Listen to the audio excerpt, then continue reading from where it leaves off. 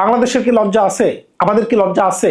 আমরা যারা বলেছিলাম দিল্লি না ঢাকা, দিল্লি না ঢাকা, দিল্লি না ঢাকা, এখন আমরা কি ওই জায়গায় থাকতে পারবো? ভারত বাংলাদেশে আসতেছে, ভারতকে আনা হচ্ছে, ভারতকে তেল মারা হচ্ছে। কারা মারতেছে? বাংলাদেশ ক্রিকেট বোর্ড মারতেছে। কি কারণে মারতেছে?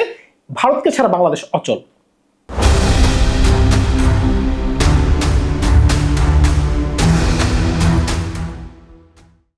ভারতকে ছাড়া বাংলাদেশ অচল, এমনই তো মনে হচ্ছে। এছাড়া এত তোষামত করা কি আছে? ভারতের স্বেচ্ছায় বলতেছে না যে আমরা আসবো। কারণটা কি? ভারতের সাথে বাংলাদেশের খেলা হলে আমরা আর্থিকভাবে একটু লাভবান হব। আপনি যদি মনে করে থাকেন পাকিস্তানের সাথে খেললে, জিম্বাবুয়ের সাথে খেলে আমরা পদোন্নতি পেয়ে যাব কিংবা আমাদের ক্রিকেট বোর্ড খুব সুন্দর মতো চলবে, সেটা ভাইবেন না ভাই। ভারত যদি বাংলাদেশে আসে, বাংলাদেশে কি সত্যি লাভ হবে নাকি লস হবে? এই প্রশ্নের উত্তর আপনি আপনাদের কাছে ছুড়ে দিলাম। আপনি খেয়াল করে দেখেন, ভারত যদি বাংলাদেশে আসে, কতগুলো টিভি চ্যানেল সমগ্র বিশ্বে ভারতের খেলাকে সম্প্রচার করবে। সেই থেকে কিন্তু বাংলাদেশ জনপ্রিয় হয়ে যাবে। সারা বিশ্বের মানুষ বাংলাদেশের খেলাগুলো দেখতে পারবে। সারা বিশ্বের মানুষ কি কারণে? ভারতের খেলা দেখতে দেখতে তারা বাংলাদেশের খেলা দেখবে। ওইখানে যদি নাহিদ রানা এমন একটা স্পেল করতে পারে যেখানে বিরাট কোহলিকে আমরা আউট করে দিলাম, এমন একটা বল দিয়ে সমগ্র বিশ্ব বলবে Nahid Rana you are the great. এটা হচ্ছে অপরচুনিটি আমাদের গ্র্যাব করতে হবে। এরপরে ভারতের আয়বল সবচেয়ে বেশি, এটা আমি আগেও বলেছিলাম। ভারতের জনসংখ্যা সবচেয়ে বেশি, ভারতের খেলার স্পন্সর সবচেয়ে বেশি। এক ভৈবস্বর বংশী যদি বাংলাদেশে আসে, কি অবস্থা হবে একবার চিন্তা করেন। বর্তমানে তার থেকে বড় স্টার বর্তমানে নাই, কেউ নাই। কারণটা কি? ভৈবস্বর বংশীর পিছনে এখন সব টিআরপি ঘুরতেছে, সব চ্যানেল ঘুরতেছে, সব ম্যানেজার ঘুরতেছে, সব স্পন্সর ঘুরতেছে। ভাই আমাকে একটু সুযোগ দেন। এটা আপনাকে বুঝতে হবে, হাইপ বুঝতে হবে। এখন আপনি যদি মনে করেন যে না বেলতলায় যাব না, তাহলে কিছুই হবে না ভাই। এখন ক্রিকেটকে বাঁচাতে হলে সবার সামনে থেকে এগিয়ে আসতে হবে। আপনি যদি সমগ্র বিশ্বের বর্তমান অবকাঠামো আপনি চিন্তা করে দেখেন, ভারত ছাড়া কোনো দেশে অচল, মানে পুরো ক্রিকেট বিশ্বে অচল। আপনি খেয়াল করে দেখেন অ্যাশেজের একটা ম্যাচ, যে অ্যাশেজে মানা হচ্ছে সমগ্র বিশ্বের অন্যতম প্রাচীন একটা ক্রিকেট ড্রাইভারি, যেটা 1870 সালে উদ্বোধন হয়েছিল, সেইটার একটা ম্যাচ ভারতে অনুষ্ঠিত হইতে পারে 2027 সালে। চিন্তা করতে পারতেছেন অ্যাশেজের একটা ম্যাচ ভারতে হবে? এমনকি এটা তো ডিক্লেয়ার হয়েই গেছে, বিগ ব্যাশের ওপেনিং ম্যাচ ভারতের চেন্নাইতে অনুষ্ঠিত হবে। কি কারণে? কারণটা কি? ক্রিকেটের মার্কেট সবচাইতে বড় হচ্ছে ভারতে। এখন বাংলাদেশ যদি ভারতের সাথে খেলে, তাহলে আমরা কিভাবে বেনিফিট হতে পারি? আমরা কিভাবে টাকার মুখ দেখতে পারি? হচ্ছে স্পন্সর ভাই, স্পন্সর। বিজ্ঞাপনের টাকা সবচাইতে বেশি আসে হচ্ছে ভারতের খেলা থেকে। কারণটা কি? ভারতের আয়বল বেশি, ভারতের জনসংখ্যা বেশি, সবচাইতে বেশি মানুষ এই খেলাগুলো দেখে। এমনকি সবচেয়ে বড় বড় প্লেয়ার বর্তমানে ভারতের হাইলাইটেড। আপনি যদি খেয়াল করে দেখেন, বিরাট কোহলি, রোহিত শর্মা, শুভমন গিল, জাসপ্রীত বুমরা, হার্দিক পান্ডিয়া, সূর্যকুমার যাদব রিটায়ারমেন্টে চলে গেছে, শ্রেয়াস আয়ার, আর্শদীপ সিং, চাহাল, আপনি যত কথাই বলেন না কেন, সবাই বড় বড় স্টার বর্তমানে। একটা সময় তো আরো বড় বড় স্টার ছিল সচিনদের আমলে। এখন কি বলবেন? এখন খেলা আমাদের করতে হবে।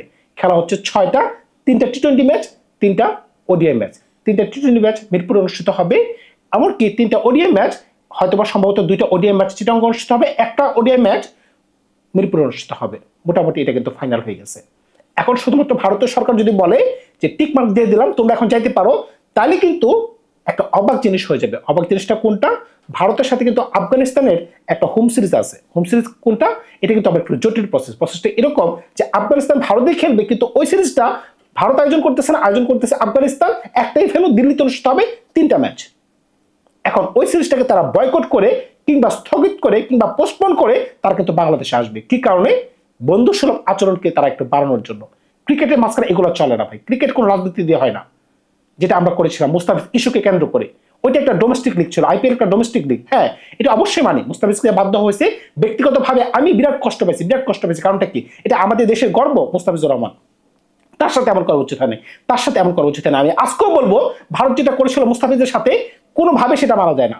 কিন্তু দেশের স্বার্থে যখন একটা বিশ্বকাপ খেলার আয়োজন করার কথা ছিল, ভারতের মাটিতে আমাদের যাওয়ার কথা ছিল, ওইখানেও কিন্তু আমাদের যাওয়ার কথা ছিল।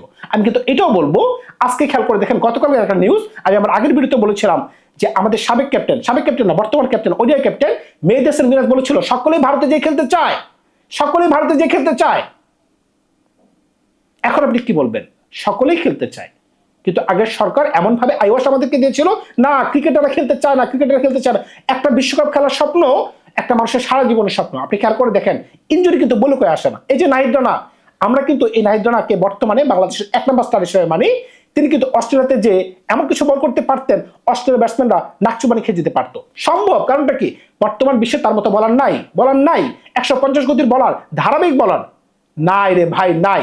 আপনি জফরা আর্চার থেকেও তার পেস বেশি। এখন তিনি খেলতে পারবেন না, কারণটা কি? 2003-এর পরে 2026, 23 বছর পরে বাংলাদেশ অস্ট্রেলিয়াতে যাইতেছে। এই যে একটা কষ্ট তার জীবনে থাকবে, আমি জানি না এই কষ্ট থেকে তিনি বেরোতে পারবেন কিনা। তবে ওনার দ্রুত রিকভারি আমি কামনা করি। এখন ভারতের সাথে বাংলাদেশ যদি না খেলে তাহলে বাংলাদেশ কি হবে?